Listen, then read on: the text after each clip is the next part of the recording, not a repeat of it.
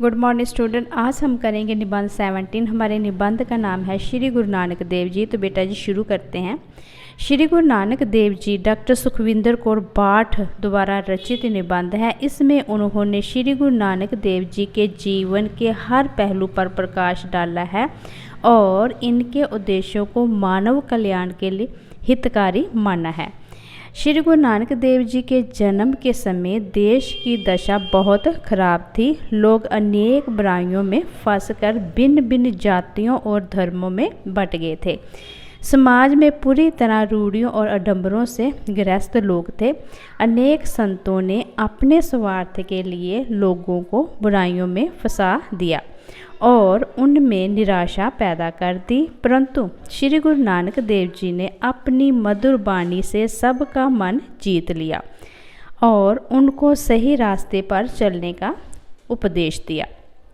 पंजाब में भक्त आंदोलन शुरू करने वाले श्री गुरु नानक देव जी का जन्म शेखपुरा जिला के तलवंडी गांव में सन 1469 ईस्वी को हुआ था। आपके पिता का नाम मेहता कालू और माता का नाम तृप्ता देवी था। आपकी एक बहन थी जिनका नाम नानकी था। 7 वर्ष की आयु में आपको पाठशाला में पांडे जी के पास पढ़ने के लिए भेजा। इसके बाद आपने मौलवी सैयद हुसैन और पंडित ब्रजनाथ से भी शिक्षा प्राप्त की। छोटी सी उम्र में ही आपने पंजाबी, अरबी, फारसी, संस्कृत और भाषाओं का ज्ञान प्राप्त कर लिया। आपके पिता ने आपको सांसारिक व्यापारों में लगाना चाहा, लेकिन वहाँ भी आपका मन नहीं लगा। 18 वर्ष की आयु तक अनेक मतों को मानने वाले साधुओं की संगति में रहे और उनसे भारतीय धर्म संस्कृति की शिक्षा प्राप्त की। आपने 20 रुपये से भूखे साधु संतों को खाना खिलाकर सच्चा सौदा किया।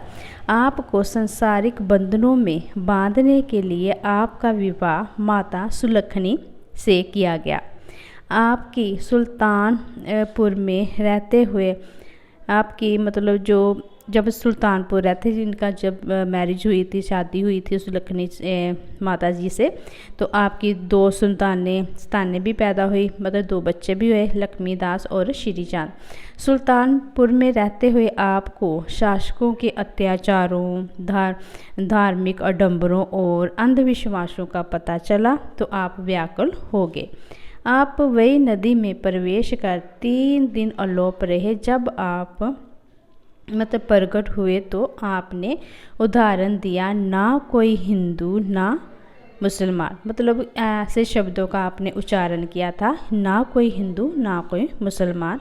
श्री गुरु नानक देव जी ने सन 1494 से 1522 ईस्वी तक 4 उदासियाँ अर्थात असम, लंका, ताशकंद, मक्का, मदीना आदि की यात्राएं की। इन यात्राओं में आपने भटके हुए लोगों को सही मार्ग पर चलने का उपदेश दिया। इसके साथ साथ ही आपने योगियों, सिद्धों, संतों को और नेताओं को, हिंदुओं और मुसलमान सबको सहज, सरल और मीठी निराकार भाषा में सहज धर्म पालन करने का उपदेश दिया। और गुरु नानक देव जी एक श्रेष्ठ कवि और संगीताचार्य भी थे। आदि ग्रंथ में आपके 974 पद और 2 श्लोक शामिल हैं। आपने इनमें 19 रागों का प्रयोग किया है। इन पदों के अलावा आपने जपजी की रचना की जिसमें सिख सिद्धांतों का सार मिलता है। आपकी अन्य रचनाएं आशा दीवार, सिद्ध गोष्ठी, दखनी, उकार, बारामा, पहरे तिथि, सुचज्जी कुचग्गी आरती आदि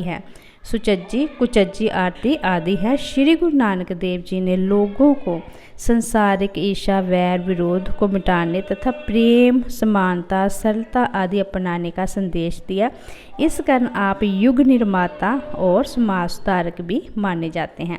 वास्तव में आपने अपने उद्देश्यों के द्वारा एक ऐसा धर्म का बीज बो दिया जो आगे चलकर सिख धर्म के रूप में विशाल वृक्ष बन गया था। जीवन के अंतिम वर्ष आपने करतारपुर में सद उपदेश देते हुए व्यतीत किए। सन 1539 ईस्वी में आप ज्योति ज्योत समा गए।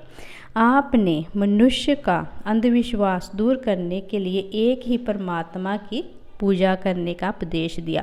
मतलब इस तरह श्री गुरु नानक देव जी ने अपना जीवन जो था समाज सुधार के रूप में भी, मतलब संगीताचार्य और समाज सुधारक एक श्रेष्ठ कवि के रूप में भी व्यतीत किया।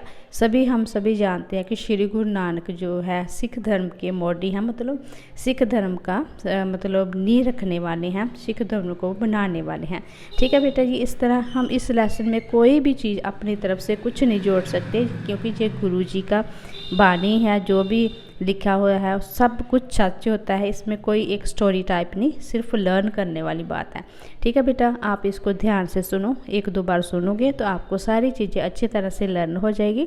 तो नेक्स्ट वीडियो में इनके छोटे क्वेश्चन आंसर करेंगे निबंध के, और फिर लॉन्ग। तो बेटा हमारा फिर एक ही टॉपिक रह जाएगा, एक आगे भाग रह जाएगा, उसको भी हम जल्दी कंप्लीट कर लेंगे और सेकंड टर्म का आपका सिलेबस जो है कंप्लीट हो जाएगा। तो नेक्स्ट वीडियो में मिलते हैं। Take care.